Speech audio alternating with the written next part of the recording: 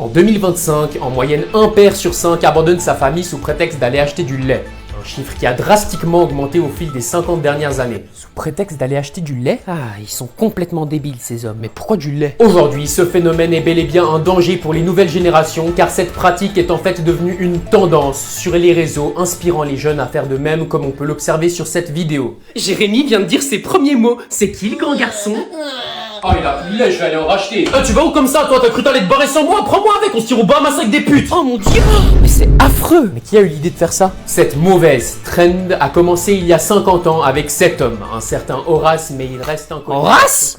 Papa? C'est ton père? Mais je croyais que papy était mort. Eh ben, depuis qu'il nous a abandonnés, il est mort à mes yeux, ce schnock. Mais tu m'as toujours dit qu'il était mort dans un accident de voiture. Gérard, la vérité n'est pas toujours la plus facile à entendre, et je voulais pas que tu vives dans l'espoir qu'il revienne un jour. T'as un grand cœur, Pétunia. Ferme ton clapet, toi. Et maintenant, place au tirage au sort. Sortez vos tickets car on a un grand gagnant pour le jackpot des 10 millions d'euros. Les numéros gagnants sont, attention, roulement de tambour, 1, 6, 14, 28, 32 et 47. On a gagné! On a gagné! On va pouvoir partir en vacances! Je vais pouvoir m'acheter des nouveaux bikinis. Papa? Je suis fier de toi, mon fils. Ah non, c'est hors de question. Laissez-moi vous expliquer. Alors, Mathéo, t'es toujours puceau? Horace, on est à table! Ferme la tête de gland, lui au moins il pimente les conversations. Oui, mais il y a d'autres manières de pimenter une conversation, non? Eh ben, je peux vous dire que le seul truc pimenté dans ma vie jusqu'à maintenant, c'est quand je me chie dessus, bande de ouf. Eh ben super, bon appétit! T'as pas répondu à ma question, Mathéo. Est-ce que t'as trempé ta nouille? Fait trembler les murs? Soulevé des gadgets? Non! Non, pas encore. C'est donc ça la nouvelle génération? Laisse-le tranquille, il se sent pas encore prêt, y a pas de honte. Tu sais ce que je lui faisais à ta grand-mère quand j'avais ton âge? T'es vraiment un cochon. Arrête de dire ça, tu sais très bien que ça m'excite. Ça suffit! Horace, ça fait même pas 2 jours que t'es revenu, tu crées déjà des problèmes. Eh ben dis ça à Pétunia, parce que si elle continue à me parler comme ça, il va y avoir un énorme problème dans mon pantalon. Fais pas le malin, toi, t'es impuissant à ton grand âge. Ah ouais? Tu portes des couches, espèce de mammouth. Le seul problème qu'il va y avoir dans ton pantalon, c'est une diarrhée. Eh ben ça tombe bien. Il a avalé quoi? J'en sais rien. Ah ouais? Pourquoi?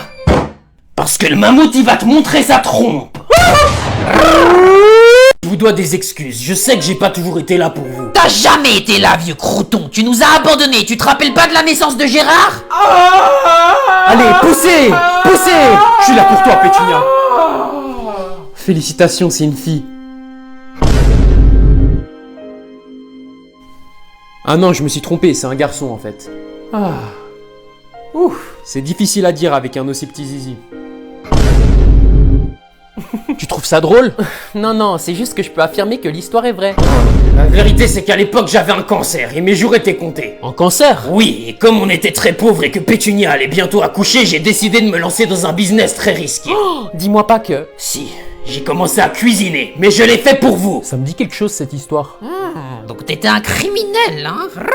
Hein? Pas du tout, j'ai cuisiné pour participer à Top Chef. Ah, mais quelle mauviette! Je suis sûr que je t'aurais battu en plus. Encore heureux, vieille peau, t'as jamais connu autre chose que la cuisine, toi. Vagabond! Et t'as gagné du coup? Oui, heureusement qu'avec ma recette de cookies secrète, j'ai gagné. Ah non, c'est pas la bonne.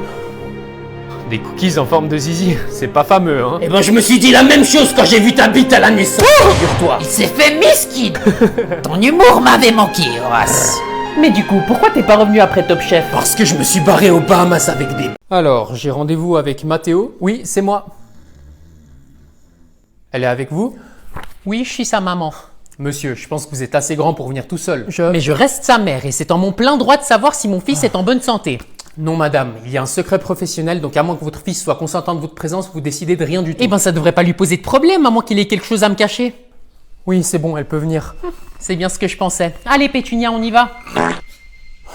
Mais oui, bien sûr, amenez la mamie pendant que vous y êtes. J'ai rendez-vous avec Mathéo, c'est une réunion de famille. Je suis désolé, elle peut pas rester seule à la maison. Ah bon, pourquoi? Parce qu'elle essaie de se jeter dans les escaliers dès qu'elle en a l'occasion. Arrête de tout dramatiser, tête de gland, j'essaie que 2 fois par semaine. Donc, je vais juste vous poser quelques questions. Faites comme si je suis pas là, hein. Faites comme si c'était pas moi. Donc, qu'est-ce que vous buvez? Non, même pas une goutte? Ah, c'est vrai, pardon. Est-ce que vous fumez? Non. Est-ce que vous avez des relations sexuelles? 3 fois par semaine. Crotte, c'était pas pour moi. Une étude récente faite par une certaine Jade Orlefalus démontre que le rhume affecte en moyenne 3 fois plus les hommes que les femmes, en particulier chez les adolescents. Ah, bah tu vois, je t'ai toujours dit que les femmes sont plus fortes que les hommes. Mais y a rien qui prouve cette étude, maman. Tu prends tout au pied de la lettre. Exactement. Nous allons à présent donner la parole à Jade Orlefalus qui a pris une approche un peu spéciale pour prouver cette théorie. La réponse se trouve dans la consommation des mouchoirs. On a pris 10 000 personnes sur une période de 1 année, la moitié étant des femmes, l'autre étant des hommes, et statistiquement, les garçons entre 15 et 25 ans achètent 3 fois plus de mouchoirs que tout le reste. On a donc décidé d'étudier la vente des mouchoirs sur une période d'1 année, parce qu'avec un mouchoir, on se mouche, et quand est-ce qu'on se mouche? Quand on a un rhume. Merci pour votre analyse, Jade Orlefalus. Et ben tu vois, c'est une super idée ça. Enfin des femmes qui innovent un peu dans le monde scientifique. Ouais. Malgré les recherches minutieuses, certains de nos téléspectateurs ne sont pas convaincus de cette étude, donc on a décidé d'envoyer une équipe sur le terrain pour observer ce phénomène de plus près.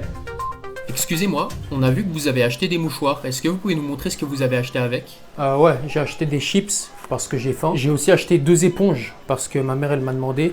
Et j'ai aussi acheté des ballons parce que c'est bientôt l'anniversaire de ma petite sœur. Je crois que vous avez oublié la crème pour les mains. Ah ouais, merci, j'ai failli oublier. Voilà, tu les as tes preuves. Tu vois que les femmes sont plus résistantes. Ah ouais, j'avoue que là... Eh ben je dois vous avouer que moi-même j'en suis convaincu. Remercions tous madame Jade Orlefalus pour cette découverte révolutionnaire. Bon, maintenant que j'y pense, il y a quand même des moyens plus simples pour prouver tout ça. Hein. Ah bon, comment ça? Bah chaque semaine quand je vide ta corbeille à papier, c'est rempli de mouchoirs et ils sont tous couverts de morve. Ouais, j'avoue que j'y avais pas pensé. Oh mon pauvre, tu dois souvent être enrhumé, je retrouve même de la morve dans ton lit.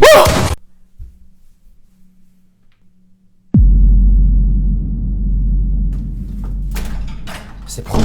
C'est bien, tu peux le vider maintenant. Tu peux pas demander à Léa, c'est toujours moi. Non mais je t'ai rien demandé, je suis en train de travailler en fait. Mathéo a raison, c'est à Léa de le faire. Et pourquoi ce serait à moi de le faire? Je suis en train de faire mes devoirs en fait. Parce que ce serait plus approprié pour toi de travailler dans la cuisine. Non mais ça va pas la tête, on peut plus dire ce genre de choses. Gertrude n'a pas tort, tu peux pas forcer Léa à travailler. C'est peut-être encore un enfant, mais on n'est pas en Chine.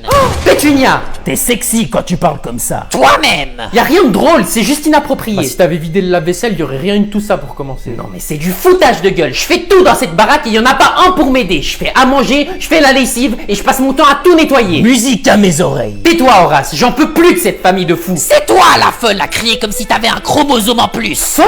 Est-ce que je dois vous rappeler que quelqu'un a fait caca par terre la semaine dernière et c'est moi la folle? D'ailleurs si je chope la personne qui a fait ça... Psst, Mathéo. Calme-toi Gertrude, calme-toi. Oui, mamie. Je te passe 20 balles si tu dis que t'as chié par terre. J'ai chié par terre.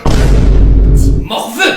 Oh, Miskin. Joyeux anniversaire. Merci. Tiens, ton premier cadeau. Dépêche-toi par contre, j'ai pas toute la journée. Une lettre, il y a sûrement de l'argent dedans. C'est de qui? De moi. Oh, bingo. Il reste plus qu'à faire genre que j'ai pas vu l'argent. Oh, un mot, c'est super gentil, je vais le lire à haute voix. Cher Mathéo, fais pas genre que t'as pas vu l'argent tomber par terre, espèce de faux cul. On sait tous que tu t'en fous de la lettre, alors arrête de nous prendre pour des crétins et ramasse ton argent. Mais c'est quoi ça? Tu vois, t'es tellement radin que t'as même pas fini de lire la lettre, donc pour te punir, j'ai mis des faux billets. Arrête de pleurer comme un bébé et grandis un peu, tête de gland, tu crois vraiment que... Ça suffit. T'es fier de toi Pétunia? Heureusement que j'ai mis un deuxième mot dans l'enveloppe. Lettre de secours au cas où Gertrude arrache la première lettre? Cette fois, je tombe pas dans le piège. À moi la thune. C'est bien, t'apprends de tes erreurs, mais tu restes quand même un radin qui s'en fout des mots de sa grand-mère, petit branleur, bon à rien, imbécile. Concentre-toi, mais je sais pas comment faire. Eh ben tu te débrouilles avec ton père, ok? Non mais c'est pas possible. Qu'est-ce qu'il y a? Ton petit frère est un petit con et il me pète le fion. Tu lui demandes de faire 2 + 2, il te répond Napoléon. Quoi? T'es resté coincé sur la partie du fion, j'imagine. Bah je me suis mal exprimé, voilà, ça arrive à tout le monde. Je vais me faire un thé pour me calmer parce que cet attardé va me faire câbler. Je connais les boucles de vie. Waouh, c'était C'était quoi ça? Si t'as 12 bonbons et que t'en passes 4 à Timothée, il te reste combien, bordel? Mais je le connais pas, Timothée, je vais pas lui passer mes bonbons. Non, non, non! T'inquiète pas, frérot, on est tous passés par là, je me rappelle comme si c'était hier. Si t'as 25 pommes et que t'en manges 20, qu'est-ce qui te reste? Une indigestion? Mais non, si t'as 25 pommes et que t'en manges... Eh ben, tu sais quoi, Mathéo, tu vas aider ton petit frère. Hein? Non, moi je passais juste par là, j'ai des trucs à faire. Bah moi aussi j'ai des trucs à faire et me branler toute la journée n'en fait pas partie contrairement à toi, donc tu bouges ton cul et tu viens l'aider. Bon, vas-y, montre-moi tes devoirs, je vais te montrer comment... Chut. Toi, t'as pas envie de m'aider. Moi, j'ai pas envie de faire mes devoirs. Je crois qu'on peut s'arranger. Ouais, et après, c'est ma faute si tu foires ton éval. Donc, tu vas faire... Chut. T'es vraiment un petit con, toi. Mathéo, ton petit frère a eu 2 et il m'a dit que tu l'as pas aidé. Tu te fous de ma... Bon, ça va pour cette fois, mais c'est la dernière fois, ok? Gérard, ton fils a eu 2. Donne-moi une bonne raison pour ne pas te... Non! Non! Mais tu te fous de ma gueule! Ah, je vais enfin pouvoir me poser devant la télé un moment.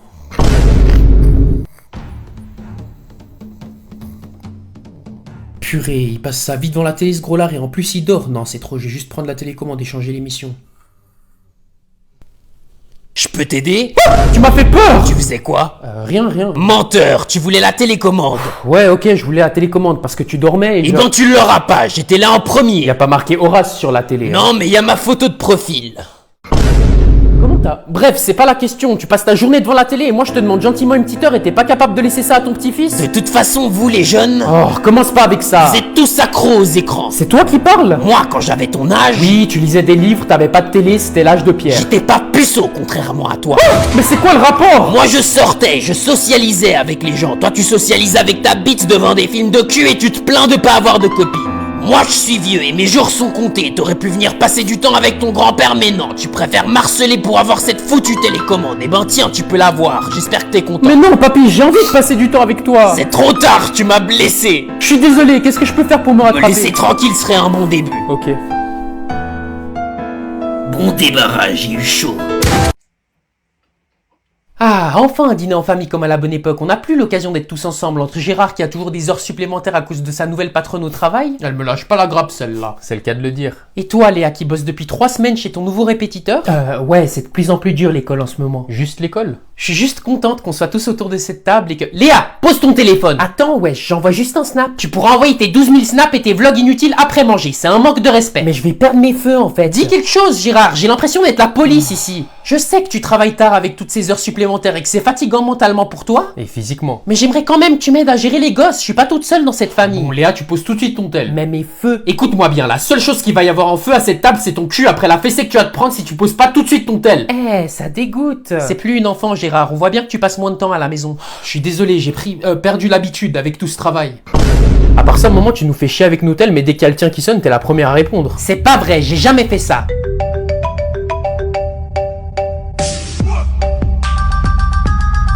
Je vais répondre, c'est pour le travail.